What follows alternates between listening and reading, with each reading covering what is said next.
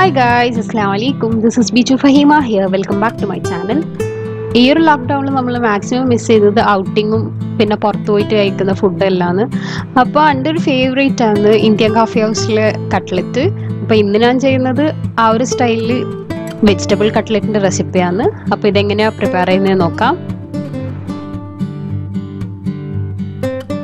ഞാനിവിടെ വെജിറ്റബിൾസ് എല്ലാം ക്ലീൻ ചെയ്ത് കട്ട് ചെയ്ത് വെച്ചിട്ടുണ്ട്. ഞാൻ ഇവിടെ എടുത്തിട്ടുള്ളത് 2 ക്യാരറ്റ്, 2 ബീട്രൂട്ട്, 6 ബീൻസ്, 3 ഉരുളക്കിഴങ്ങാണ്. ഇനി ഒരു കുക്കർ എടുത്ത് അതിലേക്ക് ഈ വെജിറ്റബിൾസ് എല്ലാം ഇട്ട് കൊടുക്കാം. എന്നിട്ട് ആവശ്യത്തിന് ഉപ്പ് ഇട്ട് ഞാൻ അവിടെ ഒരു 3/4 ടീസ്പൂൺ ഉപ്പാണ് ഇട്ടിട്ടുള്ളത്. പിന്നെ ഇത് മുങ്ങുന്ന അത്ര വെള്ളം ഒഴിച്ചിട്ട് ഒന്ന് കുക്ക് ചെയ്തെടുക്കുന്നതാണ്. ഞാൻ ഇവിടെ 2 വിസിലാണ് കുക്ക് ചെയ്യുന്നത്. അപ്പോൾ അതൊന്ന് കുക്ക് ആകുമ്പോഴത്തേക്ക് നമുക്ക് ഉള്ളിയും 2 പച്ചമുളകും ഇട്ടൊന്ന് ചോപ്പ് ചെയ്യുന്നുണ്ട്. അപ്പോഴത്തേക്ക് നമ്മളെ വെജിറ്റബിൾസ് എല്ലാം നന്നായി വെന്തിട്ടുണ്ട്. ഇനി വെജിറ്റബിൾസിൽ നിന്ന് ഉരുളക്കിഴങ്ങ് നമുക്ക് വേറെ തന്നെ വെക്കാം. എന്നിട്ട് എല്ലാം ഒന്ന് മാഷ് ചെയ്തെടുക്കാം. എന്നിട്ട് ഒരു പാൻ വെച്ച് അതിലേക്ക് 1 ടേബിൾ സ്പൂൺ ഓയിൽ ഒഴിച്ച് കൊടുക്കാം. അതൊന്ന് ചൂടായി വരുമ്പോൾ ചോപ്പ് ചെയ്ത് വെച്ച ഉള്ളിയും പച്ചമുളകും ഇട്ടൊന്ന് വഴറ്റി കൊടുക്കാം. ഈ ഒരു ഉള്ളി നല്ല സോഫ്റ്റ് ആകുന്ന വരെ വഴറ്റി കൊടുക്കണം.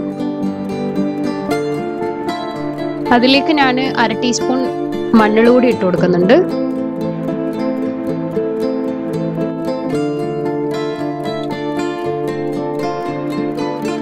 അപ്പോൾ ഉള്ളി നന്നായി വഴന്നു വന്നിട്ടുണ്ട്. ഇനി ഇതിലേക്ക് മാഷ് ചെയ്ത വെജിറ്റബിൾസ് ഇട്ട് കൊടുക്കാം. ഇത് ബീട്രൂട്ടും ബീൻസും ക്യാരറ്റും മാത്രമാണ്. എന്നിട്ട് ഇതൊന്ന് മിക്സ് ആക്കി എടുക്കാം. ഈ ഒരു ബീട്രൂട്ടിൻ്റെ സ്വീറ്റ്നെസ്സും പിന്നെ ബാക്കി നമ്മളെ മസാലൻ്റെ ആ ഒരു ഫ്ലേവറിലും കൂടിയിട്ട് ഈ ഒരു കട്ട്ലറ്റിന് നല്ലൊരു ടേസ്റ്റാണ്.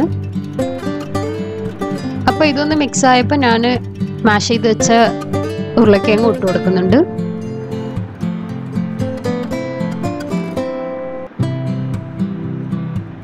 എന്നിട്ട് അതും ഇതുപോലെ ഒന്ന് മിക്സ് ആക്കി കൊടുക്കാം.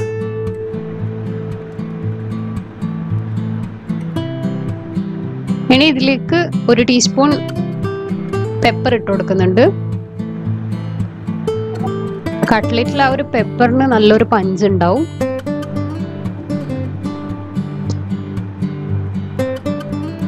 അപ്പോൾ അത് മിക്സ് ആയപ്പോൾ ഞാൻ ഇതിലേക്ക് 2 ടേബിൾ സ്പൂൺ ടൊമാറ്റോ സോസ് ഇട്ട് കൊടുക്കുന്നുണ്ട്. ഈ ഒരു കട്ട്ലറ്റിലെ സീക്രട്ട് ഇൻഗ്രീഡിയൻറ്റ് ഇതാണെന്ന് വേണമെങ്കിൽ പറയാം. ആ ഒരു ടേസ്റ്റ് കറക്റ്റ് കിട്ടാൻ ആ ഒരു സോസിൻ്റെ ഫ്ലേവറാണ്. ഇതെൻ്റെ മദർ ഇൻ ലോൻ്റെ ഒരു സ്പെഷ്യൽ റെസിപ്പിയും കൂടിയാണ്.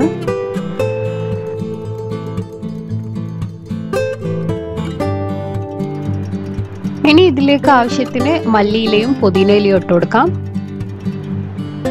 ഇപ്പം നല്ലൊരു ബീട്രൂട്ടിൻ്റെ കളറിലാണ് നമ്മൾ മസാല ഉള്ളത്. അപ്പോൾ ആ ഒരു മല്ലിയിലയും പുതിനയിലയും ഇട്ടാൽ ആ ഒരു കളർ കോൺട്രാസ്റ്റ് നല്ല രസമാണ് കാണാൻ. അപ്പോൾ ഇത് നല്ലൊരു വെറ്റ് കൺസിസ്റ്റൻസിയിലാണുള്ളത്. നമുക്ക് കട്ട്ലറ്റ് ഒരു ഡ്രൈ ആയിട്ട് വന്നാലാണ് നമുക്ക് കയ്യിൽ വെച്ചിട്ട് ഈസി ആയിട്ട് ഉരുട്ടിയെടുക്കാൻ പറ്റുള്ളൂ. അപ്പോൾ ആ ഒരു ഷേപ്പ് ചെയ്യാൻ വേണ്ടിയിട്ട് ഞാൻ 4 ടേബിൾ സ്പൂൺ റസ്ക് പൗഡർ ഇട്ട് കൊടുക്കുന്നുണ്ട്. നിങ്ങൾക്ക് ബ്രെഡ് ക്രംസാണ് ഉള്ളതെങ്കിൽ അതിട്ടാൽ മതി. എന്നാൽ മാത്രമാണ് ആ ഒരു കട്ട്ലറ്റിൻ്റെ കറക്റ്റ് ടെക്സ്ചർ കിട്ടുള്ളൂ. പിന്നെ ഈ ഒരു റസ്ക് കൂടി ഇട്ടാൽ കട്ട്ലറ്റ് അങ്ങനെ പൊട്ടിപ്പോകുന്ന പ്രശ്നവും ഉണ്ടാവില്ല. നമുക്ക് ആവശ്യമുള്ള ഷേപ്പിൽ റോൾ ചെയ്തെടുക്കാൻ പറ്റും. ഏതൊരു കട്ട്ലറ്റിൻ്റെയും പെർഫെക്റ്റ് കൺസിസ്റ്റൻസി എന്ന് പറഞ്ഞാൽ ആ ഒരു പാനിന്ന് വിട്ട് വരുന്നതാണ്. പറ്റി പിടിക്കാണ്ട് വിട്ട് വരുന്നുണ്ടെങ്കിൽ ആ ഒരു മസാല റെഡിയായി എന്നാണ് അർത്ഥം. ഇതിലേക്ക് ഞാൻ ആവശ്യത്തിന് ഉപ്പ് നോക്കിയിട്ട് ആഡ് ചെയ്ത് കൊടുക്കുന്നുണ്ട്.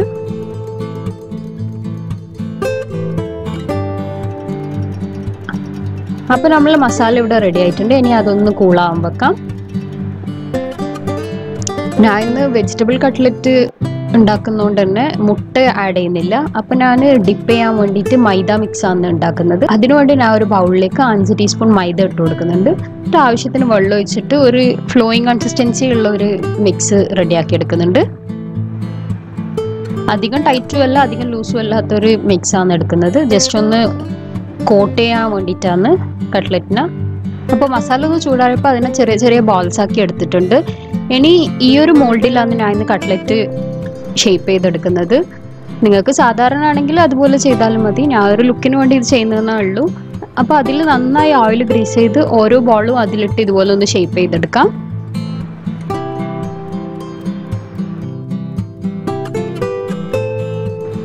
അപ്പോൾ എല്ലാ ബോളും ഇതുപോലെ ഒന്ന് ഷേപ്പ് ചെയ്തെടുത്തിട്ടുണ്ട്. ഇനി ഇത് സാധാരണ നമ്മൾ കട്ട്ലറ്റിൽ ചെയ്യുന്ന പോലെ ആ ഒരു മൈദ മിക്സിൽ ഡിപ്പ് ചെയ്തിട്ട് ബ്രെഡ് ക്രംസിൽ ഒന്ന് കോട്ട് ചെയ്തെടുക്കാം.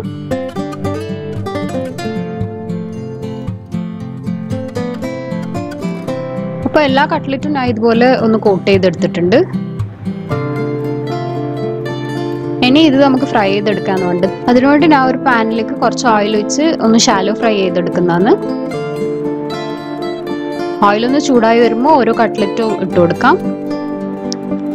എന്നിട്ട് ഒരു ഭാഗം ഒന്ന് ഫ്രൈ ആയപ്പോൾ അതൊന്ന് ഫ്ലിപ്പ് ചെയ്ത് കൊടുക്കുന്നുണ്ട്. ഇന്ത്യൻ കോഫി ഹൗസിൽ നിന്ന് കട്ട്ലറ്റ് കഴിച്ച എല്ലാവർക്കും അറിയാം, അവിടുത്തെ കട്ട്ലറ്റ് അത്ര ക്രിസ്പി ഒന്നും ആയിരിക്കില്ല, ഒരു സോഫ്റ്റ് ടെക്സ്ചറാണ് ഉണ്ടാകാൻ. അപ്പോൾ ആ ഒരു സ്റ്റൈൽ കട്ട്ലറ്റാണ് ഇത്. അപ്പോൾ രണ്ട് ഭാഗവും കട്ട്ലറ്റ് ഇവിടെ ഫ്രൈ ആയിട്ടുണ്ട്. ഇനി ഇതേപോലെ തന്നെ ബാക്കിയുള്ള എല്ലാ കട്ട്ലറ്റും ഒന്ന് ഫ്രൈ ചെയ്തെടുക്കാം. ഈ ഒരു ലോക്ക്ഡൗണിൽ ഇന്ത്യൻ കോഫി ഹൗസിലെ കട്ട്ലറ്റ് മിസ് ചെയ്യുന്ന എല്ലാവരും പെട്ടെന്ന് തന്നെ ഈ ഒരു റെസിപ്പി ട്രൈ ചെയ്ത് ഫീഡ്ബാക്ക് താഴെ കമൻറ്റ് ബോക്സിലോ അല്ലെങ്കിൽ എൻ്റെ ഇൻസ്റ്റാഗ്രാം ID ഡിസ്ക്രിപ്ഷൻ ബോക്സിൽ കൊടുക്കുന്നുണ്ട്, അതിലോ മെസ്സേജ് ചെയ്യണം. ഈ ഒരു റെസിപ്പി ഇഷ്ടമായി എന്ന് വിചാരിക്കുന്നു. ഇഷ്ടമായെങ്കിൽ ലൈക്ക് ചെയ്യണം. ചാനൽ ഇതുവരെ സബ്സ്ക്രൈബ് ചെയ്തിട്ടില്ലെങ്കിൽ സബ്സ്ക്രൈബ് ചെയ്യാൻ മറക്കണ്ട. അടുത്ത വീഡിയോ ആയിട്ട് വരുന്നത് വരെ കീപ് സപ്പോർട്ടിങ്. Thank you.